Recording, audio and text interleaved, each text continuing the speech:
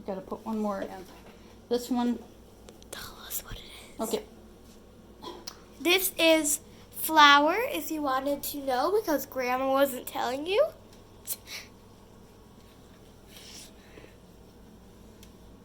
And one more.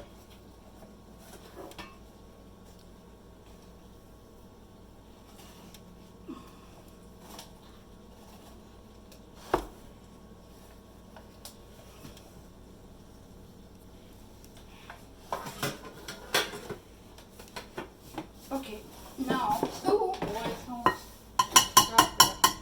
What I have to usually do now is, I'm going to try it, but